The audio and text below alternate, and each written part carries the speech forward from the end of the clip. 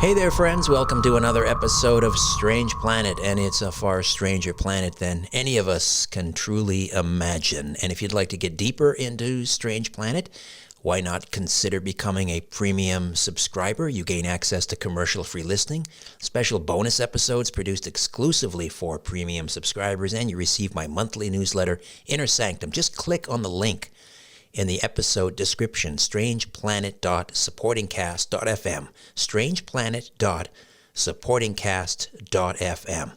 On this installment, a true story of a mass alien abduction. Through unedited hypnosis sessions, we delve into each individual's account of these brave souls taken back to what should have been a pleasant trip to Coronado Island, San Diego, California, back in 1994.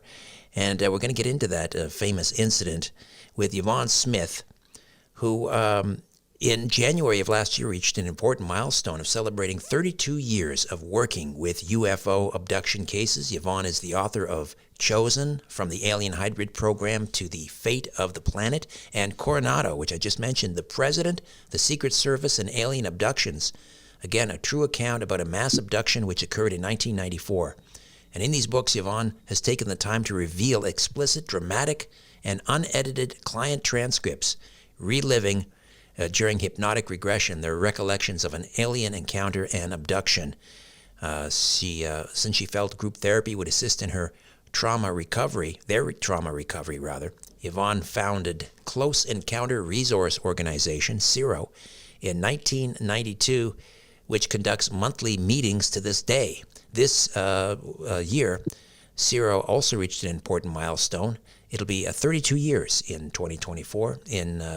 CERO has been in existence. Yvonne is currently working on the manuscript for the CERO anniversary book, along with several members of the support group, which will be published later this spring. Yvonne and members of CERO have been filming the CERO documentary, which will depict the personal side of the abduction experience, also due to be released in 2024.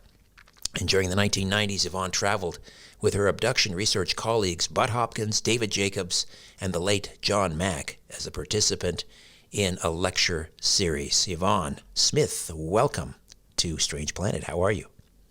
I'm fine, Richard. Thank you so much for having me.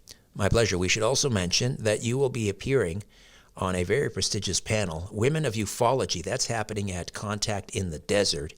And this particular panel will be on Friday, May 31st, 8:30 in the morning to 10:05 a.m. That's Pacific Coast time.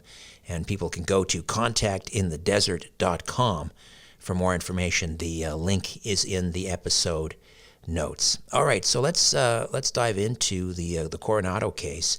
First of all, to your mind, is this particular incident getting the due, this mass abduction, getting the due, I guess, in ufology that it deserves? Does it get enough attention?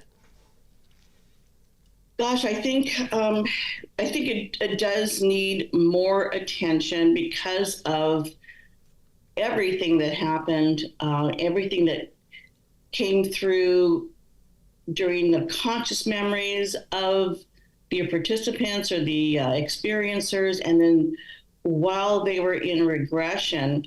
This is why I do shows like yours, because I think people need to understand that multiple witness abductions happen all the time. And this happens to be about a dozen people. I'm hoping at some point to put a documentary together and perhaps a feature film about this case to just really bring it out into the open, into the public arena. It's been 30 years. This occurred in 1994, Coronado Island, just off of the coast there of well, it's in San Diego, but it's... San Diego. How did you first find out about it? Well, I was there because I was invited to be an MC for a UFO conference. And at that time, the Triad organization was putting on all of these conferences throughout the United States. And as you mentioned, I lectured and traveled with my mentor, Bud Hopkins, Dr. David Jacobs, and the late Dr. John Mack during these triad conferences. This one, because it was basically in my backyard, they asked me to be an MC. And several of my CERO support group members wanted to come down. You know, they thought they'd love to meet other experiencers from other parts of the country. So they caravan down to the island. I was in a separate car from them, but they came down, and some of them stayed in the outlying hotels, and they wanted to attend the entire conference. So, you know, here we were in Coronado. I was busy with with my schedule to keep everybody on time as an MC, and it was because I was so busy, you know, and I wasn't concentrating on abductions at the time. I was doing a different job that weekend. Several of my CERO members came up to me periodically during the day, on the first day of the conference, and would say, I'm not feeling well. I don't know if I'm going to stay the whole day today. Or, you know, they were feeling ill, as if they had the flu. There were flu-like symptoms. One person who was he and his wife were there. He paid for the whole conference ahead of time. He was very excited about going. And after that night, he stayed away from the conference, as if he really couldn't face coming in and listening all about UFOs. And yet he really didn't realize he was doing that. He told his sister, I'm going to go shopping. And we thought, oh my God, he paid hundreds of dollars to do this. It was that avoidance that happens often in abduction cases. So we went through the conference. As I mentioned before, I was very busy. And once the conference ended, we all arrived home, you know, starting our daily lives. And I was getting phone calls, and all of these experiencers were from my support group. So a couple of people wanted to have regressions because they felt something may have happened. They started talking to each other, and they thought something may have happened. One very obviously, someone came away from, that was Mike, came away from that night with blood on his face, blood on the sheets of the bed. And he kept thinking, oh, I must have bumped my head or lip on the sink in the bathroom in the middle of the night. But yet, when they thought about it, the sink was very low. It was an old hotel. And his fellow members said, that doesn't make any sense. And then afterwards, you know, it doesn't occur to people right away. Mm. But after thinking about it, going through the events, then they think, oh, wait, it doesn't make any sense. So he was one of the first ones to ask for a regression, and I started regressing others. And it wasn't until well after the conference that I started putting the pieces together. And I couldn't believe what I was hearing. And people were, there was six couples in one of the historic hotels. And most of them didn't stay at the Del Coronado because, as you know, it's very expensive. And because I was working at the conference, my room was comped and so forth. So they were staying in other hotels. And this one hotel, they all stayed on the third floor, and they all had memories of something happening. Someone heard a man screaming. One of the couples actually saw his wife being levitated from the bed. Mike came away with blood on his pillow, and Alice came away with something implanted on her shin, on her left shin. Excuse me, Yvonne, the person who witnessed the levitation, did they do that with their actual conscious memory, or was that recalled through hypnosis? If I can, I'm trying to think because it's been a long time since I read his transcript. I believe it was during hypnosis that he saw that. I believe it was during hypnosis, but other people, strangely enough, they have conscious memory of seeing their loved one or partner being levitated. So it's, people out there who are listening to this and not really aware of the details, it sounds unbelievable. But yet I hear this, I've heard this hundreds of times in my 3 decades. So I started regressing everyone, and it was a lot of work because there are many, many people involved. They actually, during the course of their regressions, they actually saw each other on the craft. They described, the craft very similarly. It was a very large craft. It was, one described it as about 3 stories. And I thought, oh my God, the beings knew we were going to be there in a conference, what a perfect time. And they were prepared. They brought a huge ship to do whatever they were going to do. So it wasn't until, I published the book finally in 2013. I started writing it years before that, but I was so busy. My kids at the time were very young. I was still married, and so the time wasn't right. I couldn't concentrate on it. And then finally, I was able to write and publish it in 2013. We're going through a second edition of it right now with my new publisher. So there's so many components to this that I'm trying to think through everything that happened. And how did they describe the entities aboard this craft? All very, very typical. The ones that do the abducting, the ones that do the medical procedures, they were the grays, very thin, very spindly. Some are the short ones that bring people onto the craft, and then there's the taller ones that are on the craft.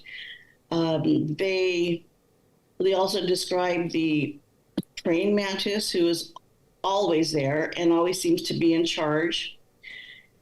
There was one of the CERO members, John, who his task was to bring people on and go around to the tables. It was a large, large room that everybody described, people on the tables, and he was told to calm everyone down. And it was amazing to me because when I started working with John, he was so traumatized. He couldn't even get through describing what happened to him since childhood. And yet here, during this abduction, this mass abduction, he was told, and he said he goes, I had to do it. I couldn't back out of it. And he knew, he said, I know what's going to happen to these people. And yet he was still, that was his job, is to go around and calm everybody down. Melinda, who's also a participant, same thing. It was she and John that were told that they need to calm everybody down. And that was amazing to me when they both came up with the same description, the same task. And let me see, was there, I'm just trying to think of Sure. everything that happened. Sorry, I don't want to interrupt. Go ahead. No, it's okay. I'm just trying to think back. During at the Village Inn, that was the very old historic hotel near the Del Coronado. the 6 people were on the 3rd floor. Both Alice and Lacey described hearing a man screaming. Well, next door to them was Mike and his wife, and he was having an episode. He was being taken, and when they got together afterwards, they realized it was Mike that was screaming. And let's see, are there other? I'm trying to think of more details to tell you. Do they recall if they were taken out the window, through the ceiling? How did they? Yes, it was Alice and Lacey were taken. I believe Lacey at the time saw Alice being taken out of the window. When they brought her back, and of course, during the course of this, people don't remember consciously. There's always a blackout period. So in the morning, Lacey saw Alice on the floor with a blanket around her neck. She was between her bed and the closet. And she was very upset and not feeling well. And of course, Lacey's boy, what happened? What's the matter? She didn't remember, seeing her being taken. But during the course of hypnosis, Lacey did describe the beings in the room and having Alice taken out of there. And Lacey also described her being on the ship. It was, Mike described being on the ship as well. Then there was another 2 male members that were staying in a different hotel who were also taken that night, and describing the one, Steve, he described Gary being very, very agitated. They couldn't calm him down. They couldn't control him. And that description was so perfect for Gary, because he was one of those that he was going to fight them. He was very tall. He had like a buzz cut, so he looked like he was in the Marines. Very big guy. And another very, very strange aspect of this is that Gary and Steve were rooming together. The next morning, Gary went to the bathroom in the hotel room. Steve heard Gary yelling, and he said, "You've got to come in here. You've got to come in here and see this." There was a triangle mark on the top of his penis. Wow. That is not unusual. I mean, for the people that are listening to this, yes, of course it is. That is the 3rd gentleman who discovered a penis on the top of his a triangle, on the top of his penis in my caseload. So I can imagine how many hundreds of men out there have discovered that we don't know about. It's something very difficult to talk about. So he was, he was very upset about it, of course, and didn't want to talk about it. When we had a meeting, a support group meeting after that, Gary sat on the other side of the room. He would not sit next to Steve. And that's when I discovered that people, I talked about the avoidance. People do not want to talk to each other afterwards, or one will avoid the other one. I think because if they talk about it, it makes it too real that this did happen. I wasn't imagining it. And so it was after that Gary especially didn't want to associate with Steve anymore. And here they were roommates, during the conference. Right. But that happens. Yvonne, I'm going to take a quick time out. We'll come back and continue to delve into the Coronado mass abduction incident. Yvonne Smith stays with us. Hi there. If you want to watch the rest of these episodes, please head over to my Rumble channel, Richard Syrett's Strange Planet. You can watch complete episodes there. New, complete, unedited episodes drop every Monday, Wednesday, and Friday. Again, the Rumble channel is Richard Syrett's Strange Planet. In the meantime, I want to thank you for supporting this YouTube channel all of these years. However, the problem is I never know when I'm going to run afoul of the censors at YouTube. I never know when I'm going to end up in YouTube jail. There doesn't seem to be any rhyme or reason. And in fact, 2 more strikes and this YouTube channel will be taken down altogether. So help me fight big tech censorship, enjoy the complete unedited episodes, and join the rest of the Strange Planet community over on Rumble. Again, Richard Syrett's Strange Planet on rumble.com. See you over there.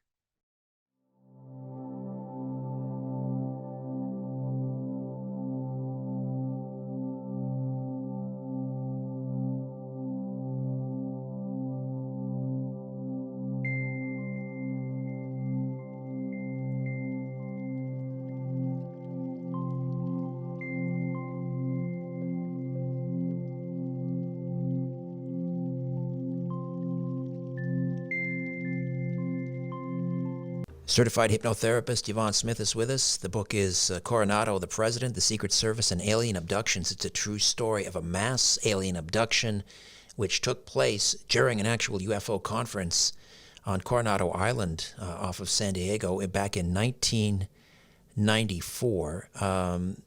Yvonne will be appearing at Contact in the Desert and the part of the Women of Ufology panel happening Friday, May 31st. From 8:30 a.m. to 10:05 a.m. Pacific. And again, the link for Contact in the Desert is in the episode notes for more information and for tickets. So all 6, was that the total, the number of abductees? 6, and all were members of CERO? The 6 were in the one Hotel Village Inn. There were a dozen altogether. A dozen. Wow. Dozen altogether, yes. And all participants in the Close Encounter Resource Organization? Yes, because they, as I mentioned earlier, they caravan down to the island. They're excited about going to the conference together and meeting other experiencers, possibly from other parts of the country. But we don't know it yet. There may have been other people that were also abducted that we don't know about.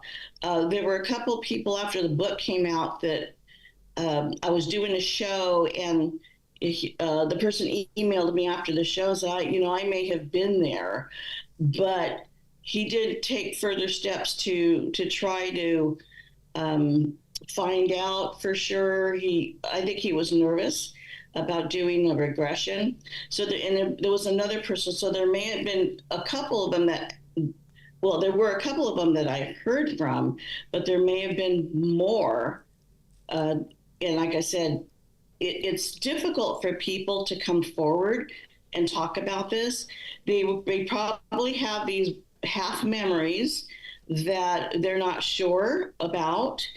But unless the person reaches out and takes that step of wanting to explore, they're left with their conscious memory, and many people do have conscious memory, but there is always more to it. There is always more information that comes forward, I have found, during the regression sessions. The dozen that were taken aboard that we know of that were also participants in CERO, are they all lifelong contactees or experiencers? Oh, yes. That's the thing, Richard. It is a lifelong experience. This abduction experience usually starts in very early childhood, will follow the person throughout their life, as well as family members. It is intergenerational. So when I interview someone, I will ask about their grandparents, their parents, their children, if they have children. It just goes down the line. And I'm always honest with them that when many of them will ask me, can I stop this? Yvonne, can you stop this? I don't want to, have this happen. And I wish I had that power, but I said, I don't. And even when the experience will lay dormant, sometimes for years, something else will happen at some point. And they're often caught by surprise, but that's why when they ask me that question, can we stop this? I tell them, once you're in this program, in their program, they're going to have something for you to do. I have people in their late 70s and 80s asking me, what do they want with me now? I can't give them, I can't give them sperm. What do they want with me? And I tell them, I said, they will have something for you to do on the craft. And they do. So these are lifelong experiencers. Was there anything different about, aside from this being a mass abduction and they're recognizing some of their, I guess, colleagues from CERO or fellow experiencers, aside from remembering and recognizing them on board this craft, was there anything else different about this abduction compared to their other lifelong experiences? Well, the medical examinations still happened, but what's obviously very, very different is that they were taken together. They did see each other on the craft, which it happens every once in a while when someone is regressed, and then they'll see a friend, they'll see a neighbor, they'll see a family member quite often. But with this,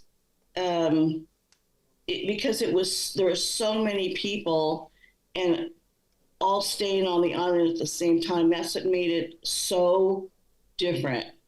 That it was, but the information came out slowly. It wasn't like, I was abducted. Nobody says that. They don't feel well. They think maybe something happened, but unless you come away with a triangle, or something on your shin, blood on your pillow, someone can remain with those half memories for a very long time. The abductee that had the implant, was that Miranda? No, it was Alice. Alice. Okay. Tell me some more about that. This was on her shin? This was on her shin, her left shin. I have another case of the brothers, Jesse and John Long. Jesse came away from his childhood abduction with an object on his shin, left shin. During this time, when she arrived home and, a few days passed, she notified at the time my dear friend and colleague, Dr. Roger Leir, mm-hmm. who was known for removing objects. She contacted him because they're good friends. And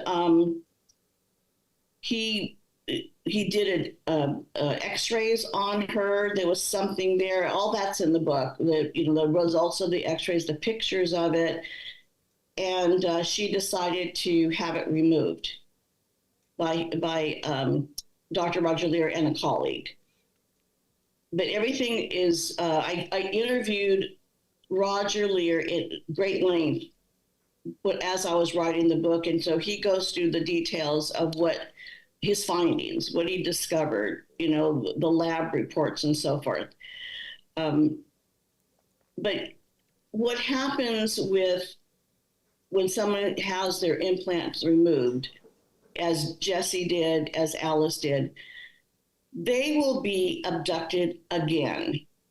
And that abduction is not a pleasant one, because it seems that the beings are not happy that this object was removed. So they will implant the person again, and usually in an area where the doctor cannot reach it easily, like say very near the brain. So for many, many years, I recommended people not having them removed unless it's causing them pain or discomfort. Um, because as I discovered how these subsequent abductions happen, they're going to abduct you, they're going to implant you, and really, many times you don't even remember until maybe later. So I don't recommend the removal of these objects, and we don't know if years down the line this is going to cause health problems. It doesn't seem to at this point, but we still don't know. The Hotel del Coronado has an interesting history, and hence the subtitle of the book, "The President, the Secret Service, and Alien Abductions." Bill Clinton, tell me about Bill Clinton, the timing of his visit to the Del Coronado in relation to this UFO conference. Oh my gosh, that was a big surprise. We drove up, and a few of the CERO members, as they all drove up, separately, Melinda in particular described in her chapter pulling up and seeing all these black SUVs. And she's thinking, oh my God, what is this? She parked near the Del Coronado, and she was walking in because she wanted to, that was the night before the first day. She wanted to register and get her badge and so forth. And then she starts seeing these men in suits and earpieces and sunglasses, and she actually panicked. She actually thought, oh my God, they're here for us. They're going to question us. They're going to detain us. She panicked.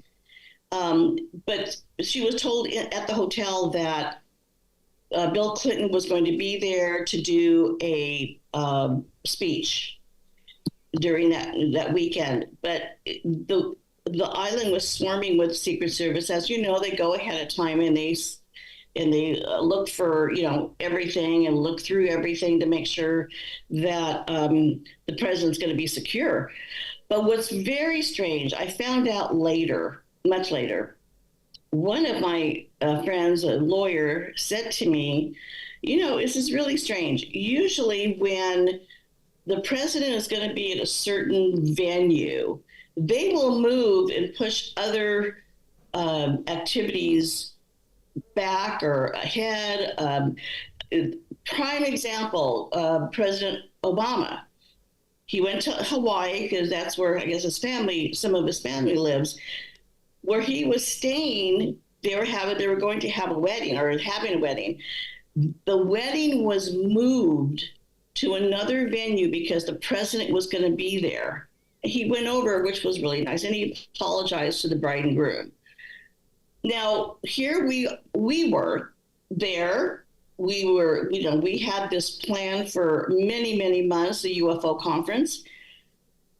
And yet we were allowed to have the conference.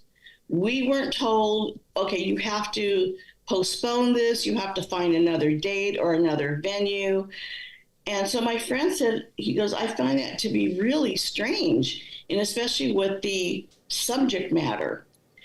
So, they knew we were there. I remember walking around the lobby of the Del Coronado, and I had my badge, and it said UFO, whatever the title was of the conference, UFO conference, my name, and I see, they were walking in pairs, basically walking. You could clearly see the earpieces, and I thought, wow, wonder what they think. It just was strange that we weren't booted out because that weekend because of the president. So, there could be a lot of implications for that, but I have no proof about. Right. Well, he is interested. He stated publicly a number of times his interest in the UFO issue. That was apparently one of the first things that when he took office, he asked, was it Carl Hubble, I think, who later served on his staff, find out who killed Kennedy, and do they have UFOs or alien bodies somewhere. Absolutely. There's a picture of President Clinton and his wife, Hillary. They were walking with somebody, and she was holding a book in her arm, and somebody was able to what do you call it? Magnify the picture, and it was a UFO book. I don't remember which one it was, but it was during the 90s. It was during that time. I think she met with Lawrence Rockefeller, actually. She met with Lawrence Rockefeller. Maybe that's where she came away with the book. But so that's interesting. I mean, the whole thing is, we're never going to know. I remember speaking at one of the conferences about Coronado, and somebody had asked, do you think Clinton was abducted or, taken aboard? I said, well, I don't know if he was abducted. We'll never know. But what's interesting, as you mentioned, he was very interested in the subject. The Beans may have known, probably knew he was going to be there too. And they may have taken him on board to have a meeting with him. It sounds so fantastic, but and as I mentioned, maybe somewhere down the line, I'll get more information about that. You never know what might come out of this, but right now I can't prove that. But it would certainly make sense to me that they would be interested to talk to him. Right. And why abduct at least 12 people just on the eve of his arrival at the hotel? I don't know, to make some kind of a point, or as a... Well, I think, I think they would do that anyway because they have their agenda. They figure, boy, what a smorgasbord of abductees. They're going to take our blood, skin cells and whatever DNA that they need while they're there. And that's why they describe that was a very large ship. So, I'm hoping maybe someday while I'm still on this earth, I'll get more information about that. All right, we'll take another time out. Yvonne Smith is with us, certified hypnotherapist, as we continue to discuss the Coronado mass alien abduction incident. Stay with us. Hi there. If you want to watch the rest of these episodes, please head over to my Rumble channel, Richard Syrett's Strange Planet. You can watch complete episodes there. New, complete, unedited episodes drop every Monday, Wednesday, and Friday. Again, the Rumble channel is Richard Syrett's Strange Planet. In the meantime, I want to thank you for supporting this YouTube channel all of these years. However, the problem is I never know when I'm going to run afoul of the censors at YouTube. I never know when I'm going to end up in YouTube jail. There doesn't seem to be any rhyme or reason. And in fact, 2 more strikes and this YouTube channel will be taken down altogether. So help me fight big tech censorship, enjoy the complete unedited episodes, and join the rest of the Strange Planet community over on Rumble. Again, Richard Syrett's Strange Planet on rumble.com. See you over there.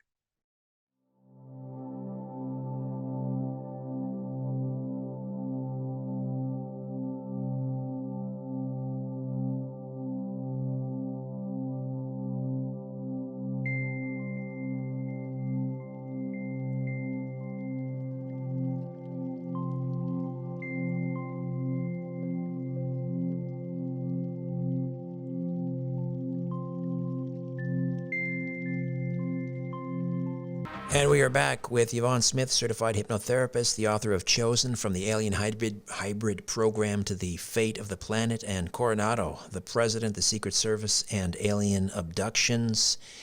And also, she'll be appearing at Contact in the Desert in the Women of Ufology panel, which is happening on, let's see, make sure I get this right. This is going to happen on Friday, May 31st. The conference runs May 30th to June the 3rd, and this panel, Women of Ufology, will be on Friday, May 31st, and it's an amazing panel. We've got Yvonne, of course, Alexis Brooks, Desiree Hurtak, Linda Moulton Howe, Kim Carlsberg, Katie Page, and the panel will be hosted by Kelly Chase and Katie and Kelly recently on this podcast. So what has happened in the interim over the last 30 years with these, the 12 that we know of that were taken aboard the craft in Coronado back in 1994? Are they all still with us? Unfortunately, no. Gary passed away during a very routine surgery. I was very shocked. Mike also passed away. So we lost two people. But everyone else has been, they've kept in touch because it was such an experience, so unexpected. We've discussed it for years in the support group meetings, and so they do want more publicity on this, which I wish it would have happened by now. But as I mentioned, I'm hoping that this will be turned into a feature film, and perhaps we can put together a documentary. And after we have our, CERO documentary, we've been working on that for about a year. You know how projects take so much time, but we'll see what happens down the line with Coronado. I will be taking copies of Coronado as well as Chosen to Contact in the Desert. I will also, if anyone's interested in my workshop, the workshop on Monday is I'm going to be doing 2 live regressions with people who have been abducted. So if they've never experienced a regression or have witnessed one, I'll be doing that for the audience. It's my intensive workshop that is on Monday. So I wanted to just show people that it's very safe and you can get information from it about your experiences. The phenomena of a mass abduction. Since Coronado, have there been other cases that you're aware of, mass abductions? I am sure they happen, but I have not heard personally of anything that's been written about or even spoken about on a podcast. Many times, say the Stephenville case in Texas, where many people in the town saw these UFOs. Now, in my experience, they didn't just see them. I know abductions happened during that whole flap of seeing these craft. That's what happens. They don't usually just show up, usually when they're in town, abductions do happen. But as I mentioned before, this subject is very difficult to talk about, and people do not readily step forward. They have careers, they have families they have to support, and unfortunately, it's still a terrible stigma, which is just. We're in 2024. We have more publicity now about these objects being tracked by our pilots. These pilots know what conventional aircraft is like. We have congressional hearings. Hopefully another one is going to be coming up very soon with sworn witnesses. So this, we need to erase the stigma. I mean, we're talking about abductions, which is, a whole other subject about this, but these abductions happen, they're real, and I feel that taking people and examining them and watching them throughout their life is the main focus of these beings, wherever they're from. What the end game is, no, Richard, we don't know what the end game is. That's the problem. You mentioned Stephenville. Do you suspect that wherever we have a mass sighting, whether it's Stephenville or whether it's the Phoenix Lights in 1997, wherever there's a mass sighting, there is likely a mass abduction behind it? It could be a mass abduction, or it could be a few people, um, independent of each other. And if they haven't talked about it, they don't know that other people had experienced this. What was unique about Coronado is because everybody knew each other and they were from the same support group. And I happened to be the MC, so it was within our group. Mm-hmm. But I am sure with the Phoenix lights also that there was more activity than just seeing the lights up there, that people were contacted, that people were taken.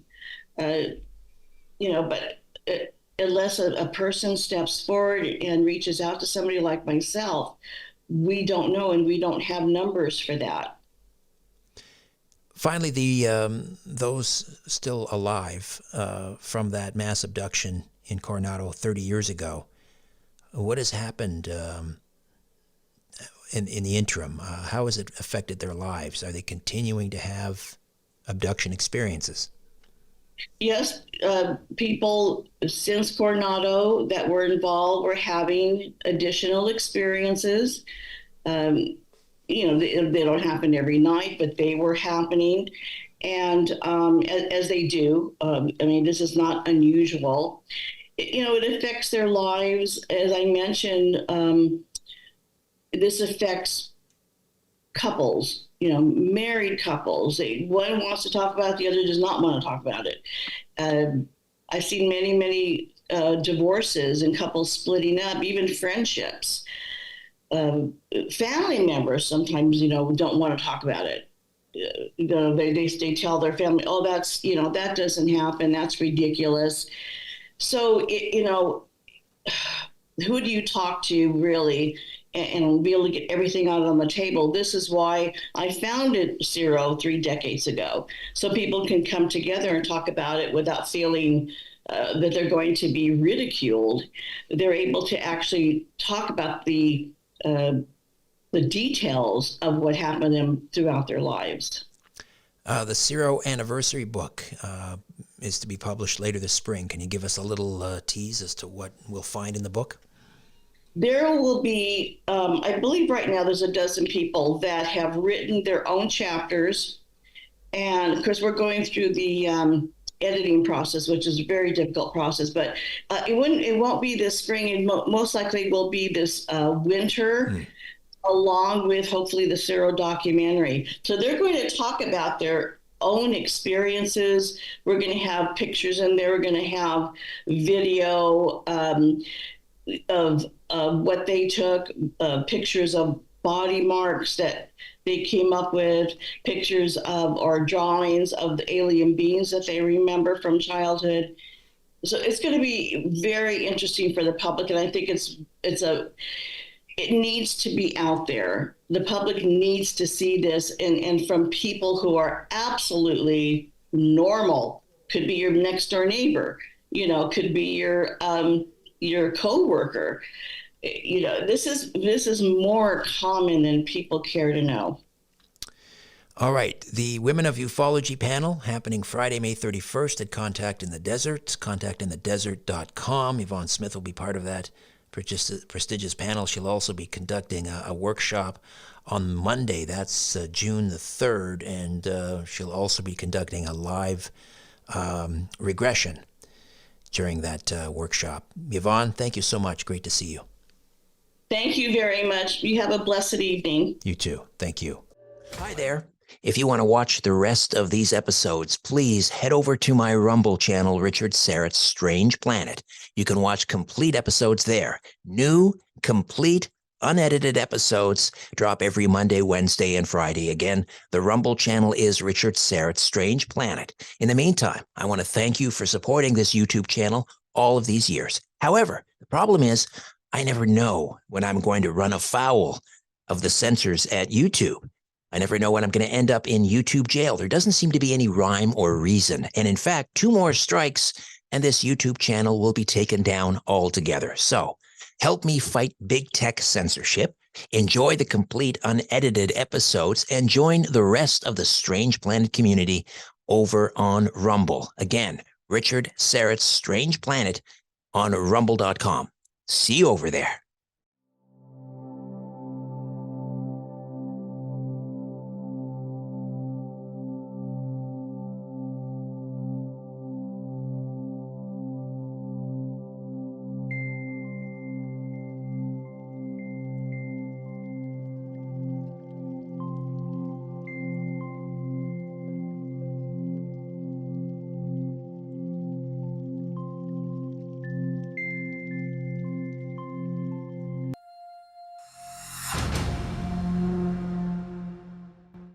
Hey there, friends. Welcome to another edition of Strange Planet. You know, there are so many books and films on UFOs and aliens, but most are in the air or over the land. However, you may not be aware that there are also many UFO sightings underwater or just above the water. There are even some strong claims of UFO or alien bases underwater. After all, over 70% of the surface of the Earth is covered in water, much of which is in the Earth's ocean, so it makes perfect sense that aliens visiting Earth would hide in the water or even build underwater bases. Yet, there are reports from several places of possible alien bases beneath the waves. This would make a sensible place to hide if you have advanced technology which will allow you to hide underwater. And some of the suspected underwater bases are near Malibu, California, Gulf Breeze, Florida, the Solomon Islands in the South Pacific. Now, I just screened a brand new documentary last night written and directed by Darcy Weir, which aims to unravel the mystery of trans-medium UFO and USOs and features exclusive interviews with expert insights from renowned figures such as ex-Navy Chief Oceanographer Rear Admiral Tim Gallaudet, historian author Richard Dolan, astronomer Mark D'Antonio, UAP researcher Louis Borges, Chris Stiles, and many others. Darcy Weir is a documentary filmmaker who, over the past 2 decades, has chosen to explore some of the most intriguing topics of discussion today, including UFOs, cryptids, and even Bitcoin. He's completed over 15 feature-length documentaries on these topics, all of which are available on Amazon, Prime, and Apple. His goal is to make the world of UFOs more accessible to the general public by shedding light on the subject in new ways. Darcy is known for his previous films, Secret Space UFOs, Fast Walkers, Secret Space UFOs, Apollo 1 through 11, Being Taken, The Unwanted Sasquatch, and The Underground. His latest documentary film is Transmedium, Fast Movers, and USOs. Darcy Weir, welcome back to Strange Planet. How are you? Richard, I'm happy to be here. Thanks for having me. My pleasure. Always good to come back. Congratulations. Just explain what is meant precisely by transmedium. Yeah, so this is a terminology that's come up more recently in ufology. Basically, in 2021, there was some circulation of supposedly intelligence operatives were circulating a paper, a bunch of papers, and this would have been around the same time that David Grush was in service, working for the UAP task force. But there was pictures being shown, video being shown, and reports of objects that were going in and out of our oceans, which that sort of technical description they were observing is called transmedium capabilities, meaning the ability for these objects to go from our gaseous atmosphere to the ocean unimpeded by normal physics, friction and gravity, as we would expect an object to normally interact with, the environment in our gaseous air and then hitting an ocean. So they had transmedium capabilities going from one medium to the other, maintaining their speeds. And I open up the documentary with this one story that was being circulated, which the Debrief did an article on. They report on UAP, news every now and then. And that picture that was being circulated was a bunch of pictures of a large black triangle that seemed to be emanating out of the ocean. An F-18 fighter jet was scrambled to intercept it.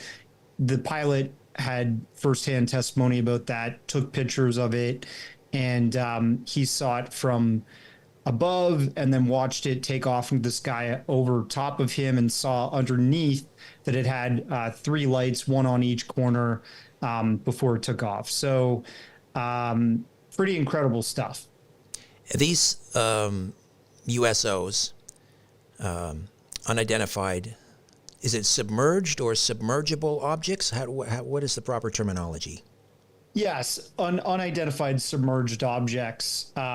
This has been also part of the dialectic of ufology for a long time. People like Carl Feit, Ivan T. Sanderson, they wrote books about UFOs being USOs, like flying through the ocean or coming from the origin of the ocean through the decades. And as we see in the film Transmedium, these USOs are captured on sonar aboard submarines, both active and passive sonar, visual sightings on actual, the decks of ships.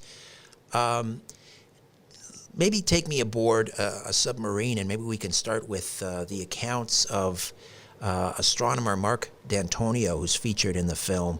And he went on kind of I guess he was invited to go on kind of a joyride on a U.S. submarine. And on his very first trip out, he had quite an experience. Can you share that with us? Yeah, absolutely. I think it might not have been a joyride. It might have actually been part of a military exercise. That's what he was saying in the film. And due to the nature of that trip, he's not allowed to say what boat it was, what year it was, who brought him on, that type of thing. But he witnessed when he was on board the submarine, one of the sonar technicians screaming out, fast mover, on high alert, and calling the attention of his XO, which is the chief on the bridge at that time, monitoring all this sort of activity. And he said that this object was moving at an excess of 300 knots, which is very fast. In miles, that's probably, I don't know, like 500, 600 miles per hour. We have nothing in our arsenal, military or commercial, that can move that fast in our oceans. And when speaking with Admiral Tim Gallaudet, retired Admiral Tim Gallaudet, he did serve as the chief oceanographer for the Navy for 7 years, but he was in service for 32, and was also a director of NOAA, and has his oceanography degree from Scripps University. So he's a pretty bright guy, pretty well rounded in terms of his work history and knowing what to see in our oceans. He says that, if we had a weapon that could be launched under the waves at another, craft that's on the ocean or under the ocean, torpedoes can use a type of technology called supercavitation, where you make this air bubble in front of the tip of the torpedo, and that envelope allows it for it to shoot through the water a little bit with less friction, and that's called supercavitation. It usually, I think, they can move at 170 to 200 miles per hour tops. So what is this object that's able to completely outmaneuver anything that we've got in the ocean that moves at 600 miles per hour potentially? So D'Antonio, here's the, I guess the sonar operator seated next to him exclaim, we've got a fast mover here. What does the XO say to the? Just kind of walk us through the exchange between the sonar operator and the XO. Well, apparently the XO's I guess behavior was more casual. Surprisingly, he just kind of sauntered over and said, "What do you got?" And the sonar operator said, "I had an object. It's moving around 300 knots plus, sir." And he says, "Okay." The XO just said to him, "Log it and dog it then," and just walked off. And D'Antonio was actually very curious about that, so approached him and wanted to understand what was going on, because I guess at that point on his trip, he thought maybe they were going to get struck by a torpedo. He thought they were getting some action from an enemy or something. So the XO just told him to shut up and enjoy the ride and just forget about it. So Mark was curious about that event, and he looked into this more, and he spoke to other submariners. And I've spoken to other people who have rode on submarines and have experienced this same phenomenon. Actually, when I played the trailer for my documentary on social media, through the different social media platforms I have, a friend who I've worked with on a previous documentary, Secret Space UFOs Fast Walkers, Bob McGuire, said to me that he was actually the one that Ralph Blumenthal from New York Times interviewed recently, and he witnessed a USO when he went on his very first submarine ride. And it was very similar. It was traveling, I think, in excess of 600 knots or something like that from what he's said.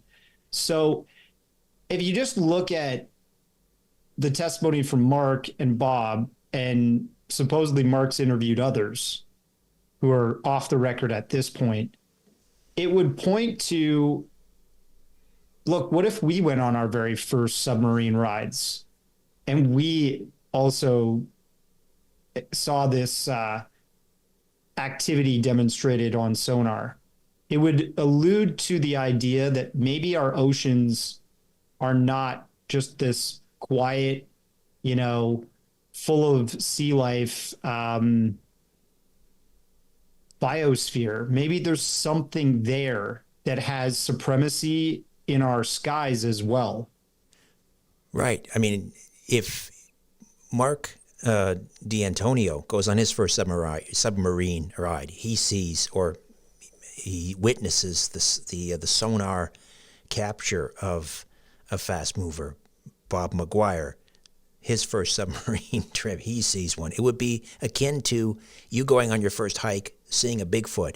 Your next door neighbor says, "Well, I went on my first hike. I saw Bigfoot." Hey, the guy down the street, his first, it suggests that the oceans are potentially teeming with these unidentified submerged objects. And it's so common, it seems that they go by, they have different nicknames according to naval personnel. You mentioned fast movers. What are some of the other nicknames? Well, some apparently when they do log them, they log them as I don't know if this is completely true, but they sometimes just call them jellyfish. And Jeremy Corbell just released a interesting UAP video that everybody's calling the jellyfish video, which supposedly flew over the ocean, went in, and then came back out and shot off into the sky. But that aside, the fast mover description is something that we've heard about before. There's been mention of it in some documentation. And when Mark D'Antonio followed up about it with the second command of the Navy, supposedly he got told that, that person can't talk about it. But that person did not deny that there was a program for cataloging these objects in a fast mover program, right?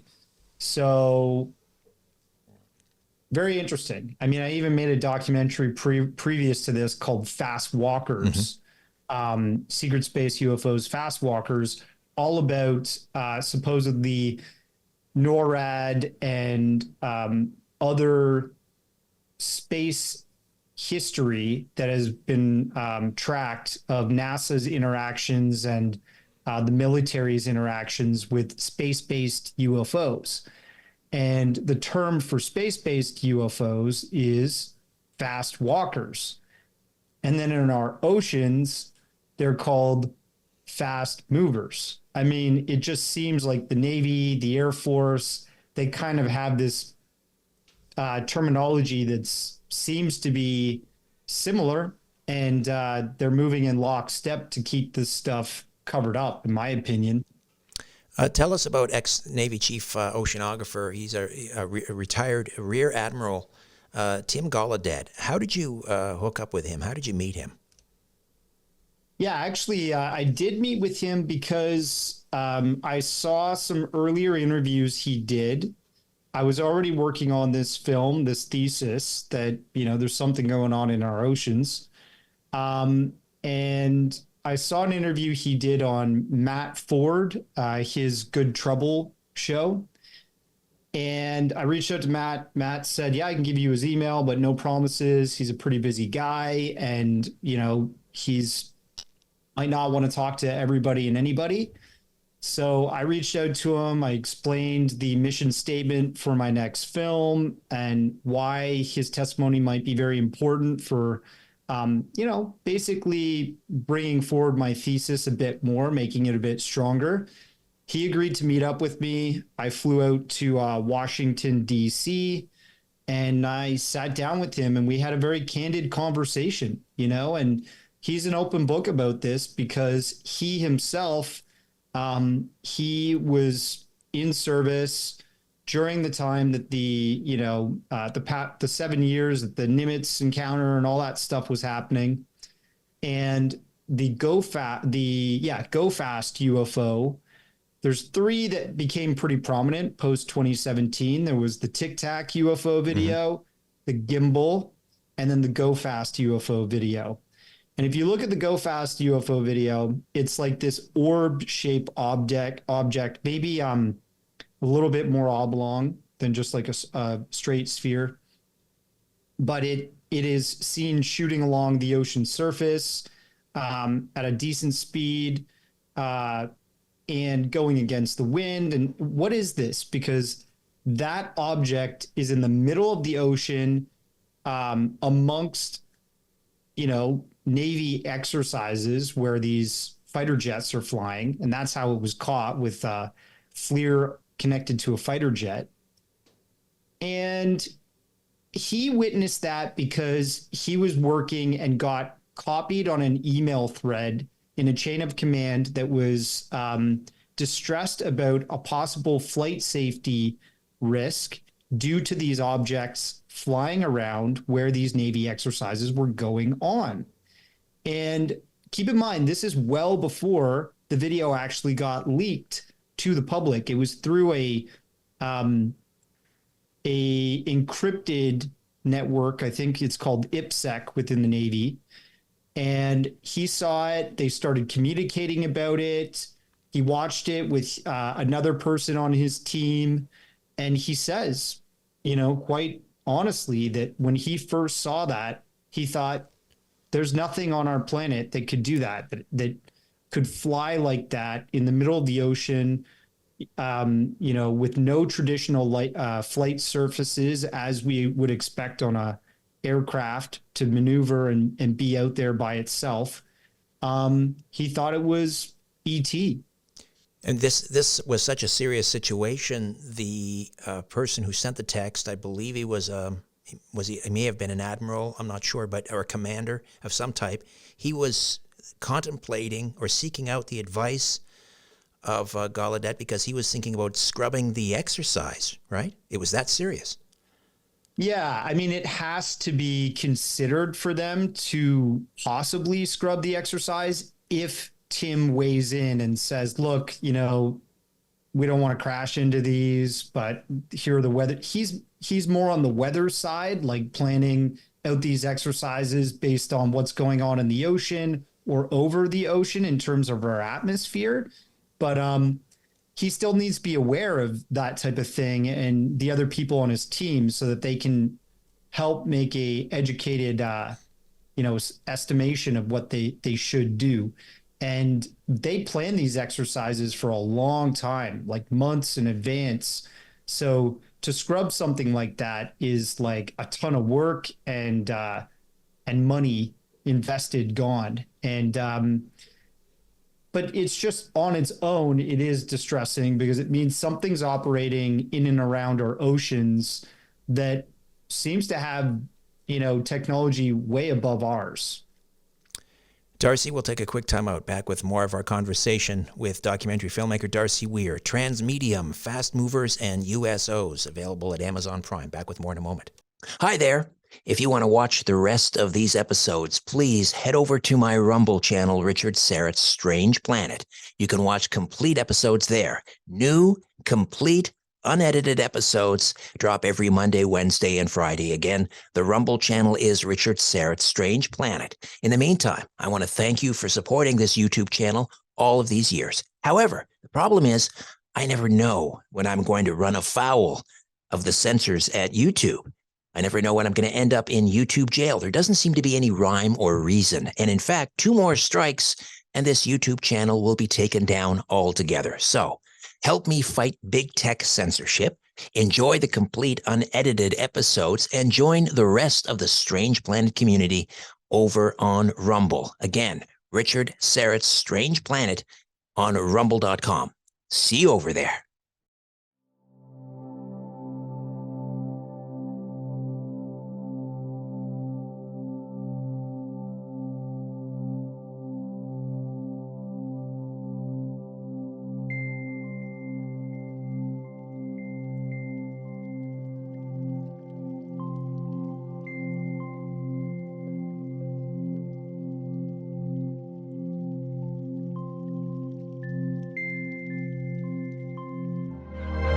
Darcy Weir is here, and the brand new documentary film, Transmedium, is available at Amazon Prime. Where else can we watch it? Yeah, it's available right now on Apple TV, Amazon Prime, Vudu, Google Play, to name a few, but it'll be more available as the year goes by. Transmedium, Fast Movers, and USOs. So the retired Navy oceanographer, Rear Admiral Tim Gallaudet, he gets this encrypted email from a superior or a commander involved in a naval training exercise. He sends out this video of this fast-moving oblong object that's moving around 300 knots, did you say? Just kind of... They, I mean, at that point, they couldn't fully understand how fast it was going. Although NASA has described it as traveling around like, I don't know, 60 to 80 miles per hour or something like that. Like they basically didn't say it was going that fast. But what is it? I mean, it's going against the wind. It's flying over the ocean. Some other experts have done analysis saying it was traveling, over 100 miles per hour, that type of thing. There's debate, but he didn't send that video. Really what happened was he received that video. And the strange thing about that is what happened next was the next day he signed into his computer, as did the other people that were on that email thread. And that video and that whole communication was completely removed from their IPSEC encrypted email server. So it seems like somebody wanted that wiped from the record. And that startled him a bit too, because, he would want to follow up on that, investigate that. He's a scientist and investigative person. You know, he's got a curious mind and wanted to understand more, but he didn't have a chance. And he said after that, no one that was included on the thread spoke of it again. So this is something we've heard throughout the UFO history, you know, on this topic. People typically who are in military positions or, you know, sort of defense, security, intelligence officers, they can see or experience or be exposed to this truth. And soon after, that truth can be removed from their hands, or they're told, shut up and never speak of this again. Tim Gallaudet is retired. Is he not, I don't know, concerned about, and has he received any blowback as a result of his disclosure in your documentary or anywhere else? To my knowledge, to this date and time, he has not. He has not received any threats, no blowback, so to speak. His work is still, you know, the work he does as a civilian is unimpeded by this investigation. But he is requesting, he is in the process apparently of possibly getting his security clearance granted back. So he is, I guess you would say, a little bit worried that maybe his security clearance would be removed. All right, let's dive into the history of these sightings, and that takes us to, of course, noted historian and UFO researcher Richard Dolan, who is, you know, let's face it, he's the go-to guy if you want to dive into the history and talk about, you know, documentation and so forth. And I mean, Dolan, I think, took you right back to, it seems to me it was like a schooner going back to like 1825 or something like that. This was a naturalist that was aboard this ship and had just an incredible visual on one of these USOs. Can you tell us about it? Yeah, absolutely. So this case he found was actually recorded by this British naturalist. It would have been more of like a man of war. I don't know if it would be like a sailboat, like a schooner, but like, you know, a British old Navy ship, let's say. Right. And the naturalist's name is Andrew Bloxham. He was sailing from Britain all the way to Hawaii, so quite a distance.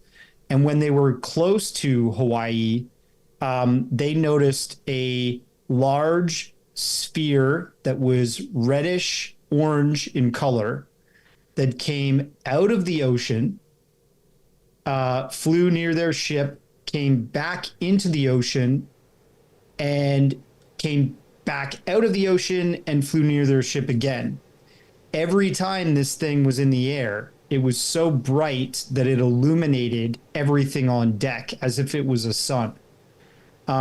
So really strange. And he didn't equate this to being like spirits in the sky or, you know, some kind of, I guess, religious phenomenon. He just recorded it as what it was, a scientific observation. And I think there are observations like this that go way back in history that happened over the oceans or in the oceans. Because if you think about it, our navies of the world were the very first explorers, you know, to go to a frontier where no man had gone before. They're trying to find new land. They're like the astronauts of their time. And to see that stuff and to hear about it being recorded, I mean, even Christopher Columbus had a report like this back in, I think, the 1400s when he was sailing across the Atlantic to find America. It was on his second journey. And in one of the shipmates' notes, a naturalist reported that a very similar encounter, some kind of object flying over the horizon, going into the ocean, going back and forth, and and coming towards them, and then whizzing off. And I mean, we didn't have aircraft then. We didn't have, they knew what to see in the dead of night.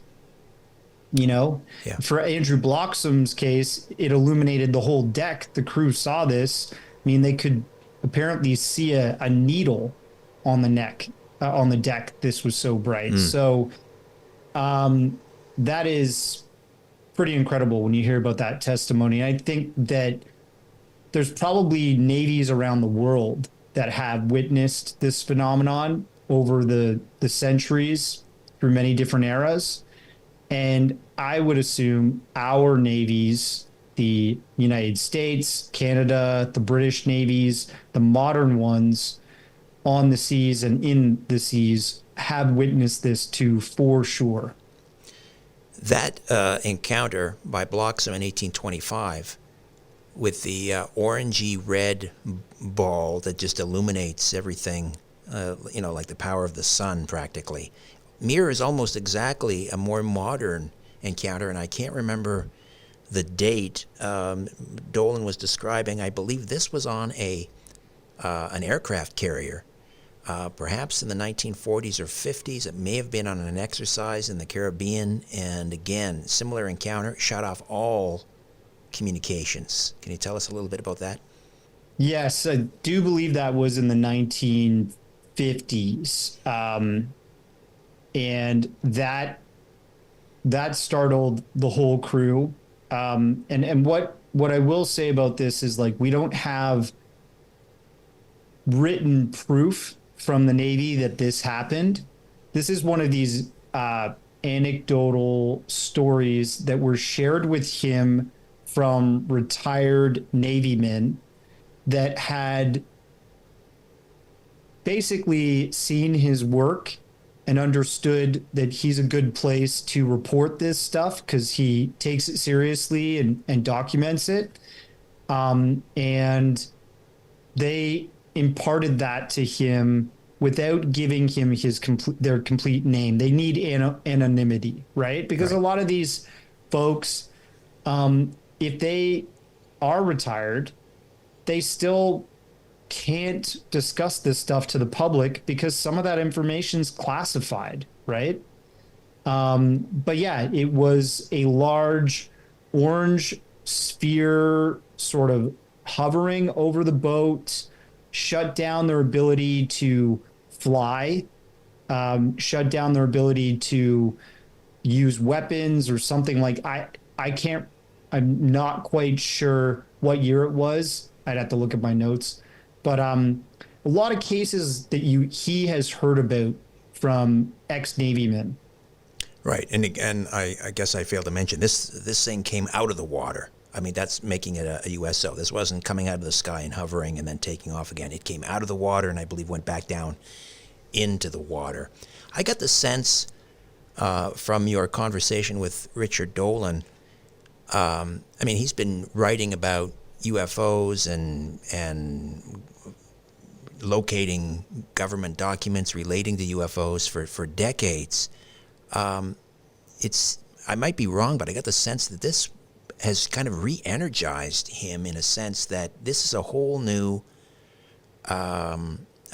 area for him to really dive into and sink his teeth into. Yes, absolutely. In this documentary, I covered many cases, many cases. I just really went about it chronologically, back in time, forward in time. And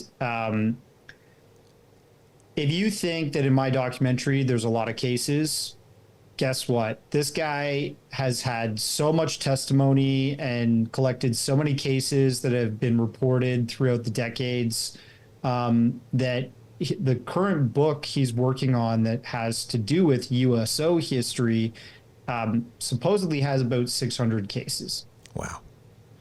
Darcy, another time out, back with more of our conversation right after this. Hi there. If you want to watch the rest of these episodes, please head over to my Rumble channel, Richard Syrett's Strange Planet. You can watch complete episodes there. New, complete, unedited episodes drop every Monday, Wednesday, and Friday. Again, the Rumble channel is Richard Serrett's Strange Planet. In the meantime, I want to thank you for supporting this YouTube channel all of these years. However, the problem is I never know when I'm going to run afoul of the censors at YouTube. I never know when I'm going to end up in YouTube jail. There doesn't seem to be any rhyme or reason. And in fact, 2 more strikes and this YouTube channel will be taken down altogether. So help me fight big tech censorship, enjoy the complete unedited episodes, and join the rest of the Strange Planet community over on Rumble. Again, Richard Serrett's Strange Planet on rumble.com. See you over there.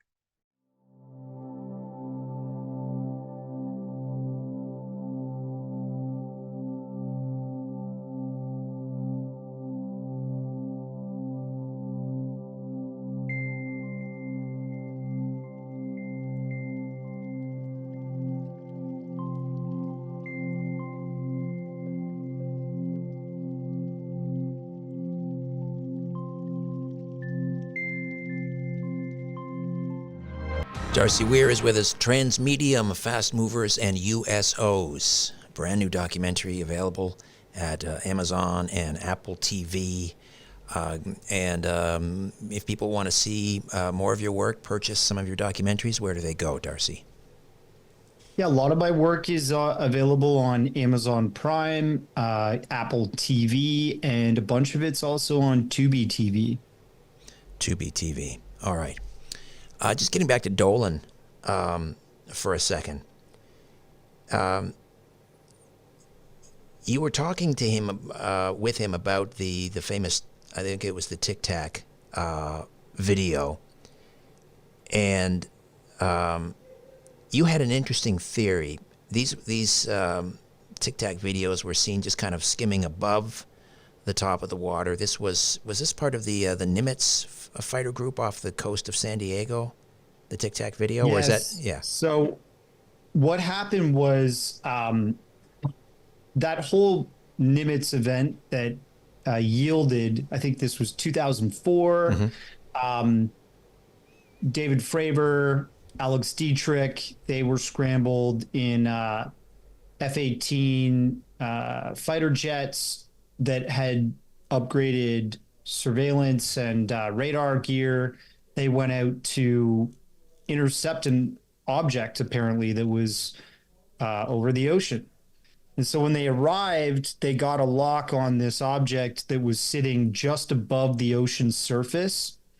And if you listen to the congressional hearings that recently happened with David Fravor, Ryan Graves, and David Grush, who's this new whistleblower that's worked for the UAP task force within the intelligence sort of agency of, I think, the National Geospatial Agency originally. He attests that there's all kinds of activity like this going on that's not public. But back to the Tic Tac, David and the other pilot saw this object just sitting above the ocean, and they remark in that congressional hearing, David does, that they noticed that there was like white water underneath the Tic Tac, and it was a larger surface area. It seemed like they almost could recognize something was under the ocean surface, a larger object. So that would have been a USO. Right. And you offered up a theory as to, the incredible maneuvers of these Tic Tacs that were going like from sea level basically up to, I don't know, 80,000 feet or something like that in like a I think it went to 14,000 feet or something in front of the pilots. And then on one side, it stayed on the exact opposite side of this circle in which the F-18s had created to encircle the object. And it knew exactly where they were going to be almost. It predicted their movements. It stayed opposite to them and then apparently shot up close to them and then shot off into incredible speed in the opposite direction in the sky. Right. And you had a very interesting theory as to what that might have been about. I mean, you even, I think, surprised Richard Dolan and gave him something to think about. Do you remember? Yeah. So I was just saying, what if that whole demonstration of capability and that encounter between the small object, the Tic Tac, and the F-18 fighter jets was actually meant to completely distract them from the object that was larger, that was ocean based. And, kind of like just a misleading operation to keep their attention on that. Like, hey, look at me, don't look at that. And the interesting thing is there's this reporter that operates out of the UK. His name's Chris Sharp. And he runs a paper called Liberation Times. He interviewed, I think, Lou Elizondo and got some more information about that interaction, that supposedly there was a scientific analysis and a whole bunch of data that reported that those objects that were being seen, the Tic Tacs, there was more than one over that course of days, were actually coming from something larger that was ocean based. So, yeah, what is that? And why is it that we don't have that data about this USO activity as much? The Canadian connection to all of this, of course, is Shag Harbor in 1967. And, we, up until recently, we talked about Shag Harbor being, Canada's Roswell, or Canada's the most documented UFO sighting. And now, when we look at that case, Shag Harbor, this light in the sky that ends up, apparently maybe landing or crash landing on the surface of the ocean off of the coast of Nova Scotia, sinking, spawning a search and rescue operation. It's only recently now that we start to recognize that as a USO incident, right? Yeah, exactly. Well, because it was in the ocean, and there was a second object supposedly seen within days going to the same location in the ocean. There was Navy divers that went down to investigate what was going on down there. They reported seeing supposedly non-human intelligence under the water.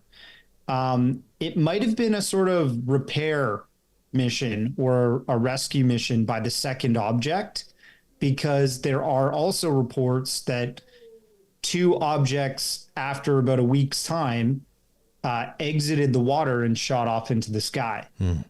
So once it enters the ocean, it is like a USO phenomenon, right? And the fact that they can operate in our oceans like they do in our sky, unimpeded by physics that we know to be true, that's the mind-boggling thing too.